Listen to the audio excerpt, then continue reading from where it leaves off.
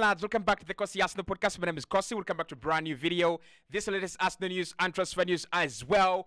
The transfer market is becoming a little bit weird. Now, Arsenal have let go of their third choice goalkeeper, Karl Hein. He's joining Real Valladolid, actually, in Spain. And the question now is, are Arsenal going to sign another goalkeeper? And if we are, when are we going to sign another goalkeeper? The future of Ramsdale is also still in doubt. He could leave, he could stay. So if Ram is leaving and we are also losing Karl Hein, that means Arsenal are going to sign 2 new goalkeepers, and we are very close to the start of the Premier League. It's a very, very weird market. We're going to talk about Nketiah. We're going to talk about Reiss Nelson. Newcastle wants him, and Bruno Guimarães has also made clear his future. He says, I want to make history at Newcastle. That is my dream, and I can't wait to get behind the fans. Hit that button, subscribe to the channel as well. Currently, I've seen a few people ranking our transfer window. I don't know what to make of this transfer yet. I think we still have a lot of opportunities to bring in players. I think we will do deals, but it's been slow. It's been disorganized. It's been a little bit weird as compared to what I had expected. Now, let's start off with the Bruno Guimarães story. Bruno Guimarães has been talking about his future at the club, Newcastle. And he said, I've never said that I want to leave Newcastle. My future is at Newcastle, and I want to create history. I want to be behind the fans because the fans are willing to get behind me. Next season, we cannot wait to go again. I am going to be a Newcastle player. So there have been a few rumors here and there that Arsenal could go back with the bid. Manchester City could go in with the bid. But I remember saying that Newcastle, if they were to sell Bruno, they were going to sell him at either a hefty price or they were never going to sell him. It was always about 2 options. And I think Man City never wanted to pay 100 million for Bruno. Arsenal never wanted to pay 100 million for Bruno. There was no way Castle are going to give you Bruno at a laughable price. It was never going to happen. So I thought he would stay. I thought they would have sold him a little bit earlier on in the summer. We know they had problems financially, but they solved those by selling the likes of Yankuba Minte. I think they sold another player around there, and they got their situation covered very, very well. So Bruno is not joining Arsenal this summer. Bruno is not joining Manchester City this summer. He will stay at Newcastle. The win for me here is that he doesn't go to Manchester City. I don't want City to strengthen any further. Now, I tell you, with that 90 million euros that they're getting for Julian Alvarez, I won't be surprised to see Manchester City signing Florian Wirtz. I won't be surprised for Manchester City to go, can we get Musiala? I won't be surprised for City. That is how good they are in terms of selling and replacing. But as an Arsenal fan, the win is that we don't get to lose. We don't get to see Bruno Guimarães join Manchester City. If he's staying at Newcastle, I don't have a problem with that. I really, really don't. Now, personally, I thought Arsenal really wanted him, and the interest was real. But it was always about how you negotiate the deal and the navigation around this deal. Initially, I thought that release clause was going to be a big factor. We talked about the release clause. We talked about how Arsenal could trigger the release clause, and the fact that it was to be paid in installments and things like that. However, Arsenal, right from the start this summer, we looked like beggars. We have looked like beggars. We showed that we are beggars, and we have already showed that unless there is a bullet to the head of a player like Odegaard, Saliba, or Rice, we are not going to be spending the money. And we have fulfilled that. We have not spent the money. If our transfer window ends up right now, and it ends right here, we have done absolutely nothing to close the gap between us and Man City. Nothing. Now, don't get me wrong. I still back Arsenal to win the Premier League, even if we don't sign, 1 or 2 more players. But I'm gonna say this: with the current squad that we have right now, Man City are clear favorites on the title. So I'm not disgusted. I'm not disgraced. The Arsenal, I'm not going to sign Bruno Guimarães. I knew it was going to be a difficult deal. I knew he was always going to, choose staying or going to a UEFA Champions League club, anyway. And I thought staying was always the bigger option than, going to another club. So he stays at Newcastle. That one is over. That one is dusted. I don't expect myself to be talking about Bruno. I mean, listen, when players come out and speak, it doesn't really mean it's over. But I think with Bruno, given the Premier League is starting and given the price involved, I think Arsenal should be over with this one. I mean, imagine this. I remember Samuel Omorodian talking about his transfer to Chelsea, and he said, I'm going to stay at Atletico Madrid. I want to be there. I'm looking at my future with Atletico Madrid. I only want to be at Atletico Madrid. Samuel Omorodian has been signed in a domino effect deal that has seen Conor Gallagher go to Atletico Madrid, Omorodian going to Chelsea, and Alvarez going to Atletico Madrid as well. So anything can still happen with Bruno, but for me, I feel his future in the meantime is still at Castle. Now, in the future, we could see him go. We could see him even go to Arsenal, even go to Man City, Liverpool, Man United. I won't be surprised. But this summer, if someone takes Bruno, that is going to be on a very big price. Now, Newcastle are still involved with Arsenal. We know that they want Aaron Ramsdale, but they also want Reece Nelson. So they're saying that they would love to sign Reece Nelson after completing the Mark Gehi deal. Reece Nelson is a player that confuses me, really, really confuses me. And again, with Arsenal, what I don't understand is what is our true position with players like Reece Nelson, with players like Nketiah? What is our true position? Are we 100% selling, or are we 50-50, or are we not sure at all? Because why I'm asking that, if you have 7 days, is it 7 days even? You have 8 days to the beginning of the Premier League. We expect 100%, right? We expect 100% that most of the players that are not going to be part of the squad are either close to leaving or they have left. Right now, Arsenal have Reece Nelson, Nketiah, Aaron Ramsdale still at the club. And we know very well, we are not going to use them. We know very well that we prefer them to leave rather than stay. The same with Jakub Kiwior. Reece Nelson to Newcastle would be a very good deal.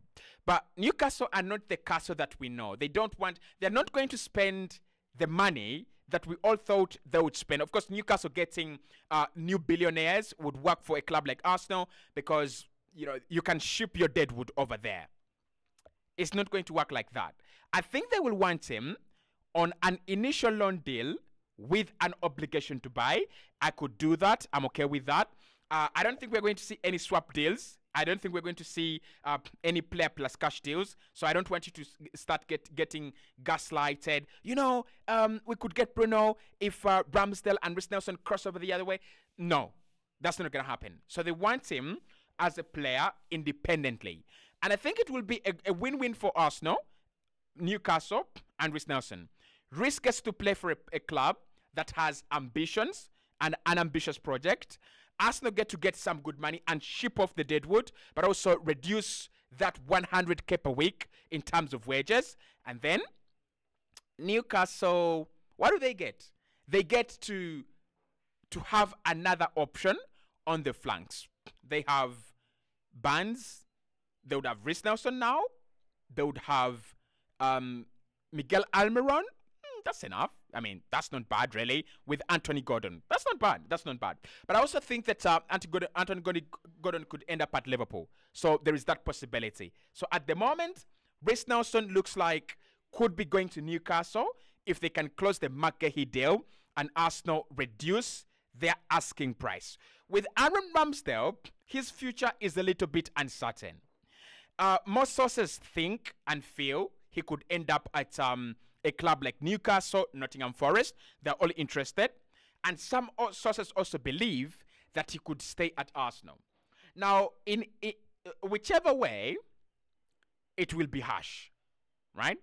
It will be harsh. And I know life is not always simple. Life is not always fair. Life is not always what you want it to be. At times, you could, at times you could feel you deserve something, and then you don't get it. Like Ramsdale, we all know and we all feel, he deserved being Arsenal's number one, especially after going through, a difficult period with Arsenal, and we are now on the rise. He deserves to be our number one. Is he our number one? No. Is he struggling to be our number two? Yes. Honestly, yes. So, Ram staying at Arsenal, that would be harsh. That would be very, very harsh. Like very, very harsh. Right? I'm looking at him as a player whose career is in jeopardy. I'm looking at him as a player who is going to be left behind by players he's better than, especially for England, because of his current situation at Arsenal. I would love to see Aaron Ramsdale play for England. So I pray and I wish that Trump gets a deal. To Newcastle, to Nottingham Forest, to Burnley, to Southampton, I actually do not care. And I also wish that Arsenal don't actually keep him there, right? Because we don't have a right. He's under contract, yes, but we don't have a right to keep him.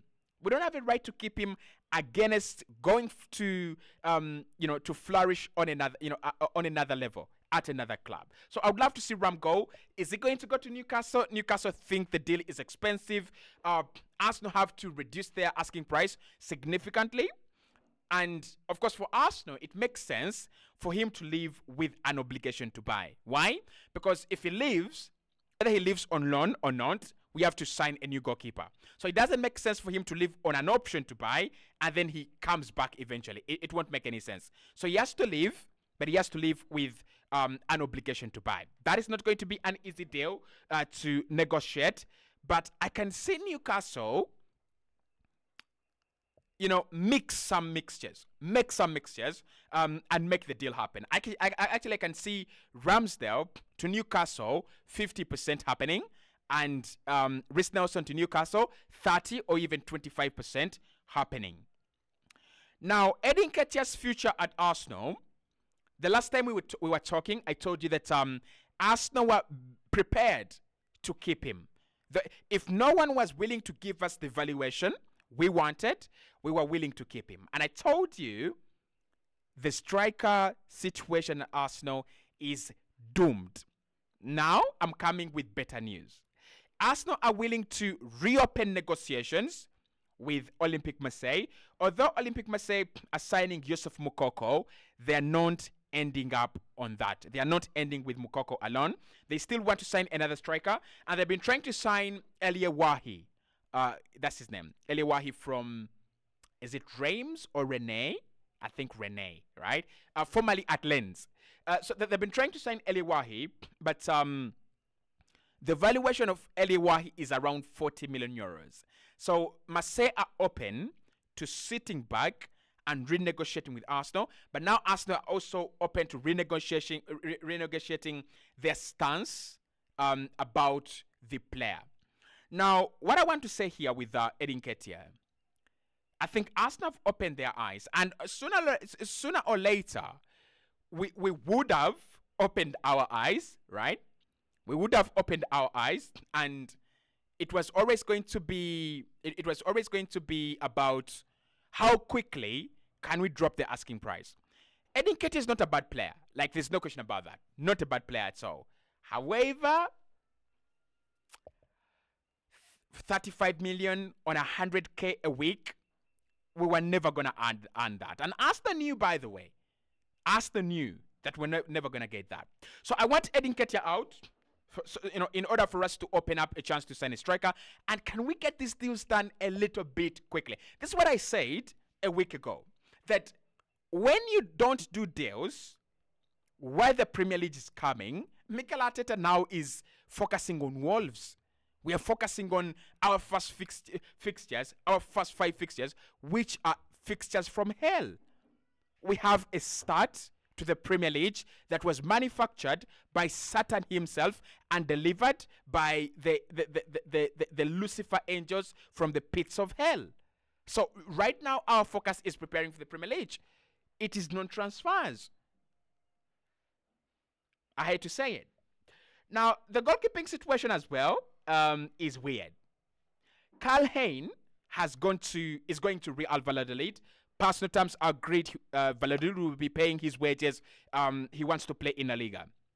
That deal has been agreed.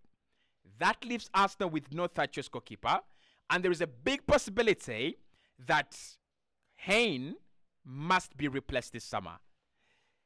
It's a weird transfer window, isn't it?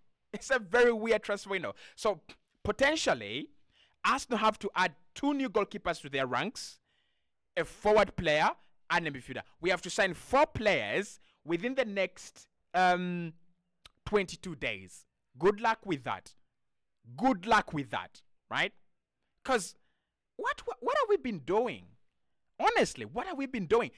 Is it the sales that are blocking us? Yes, it's true. But Chelsea have sold. United, have you sold United? United? Okay, they have not sold. I mean, it's been difficult to sell players this summer. It's been very, very difficult because of FFP rules and PSR. And I think our summer has been spoiled because of that. I mean, I'll have to defend Arsenal. At the end of the day, they are my club. What other choice do I have?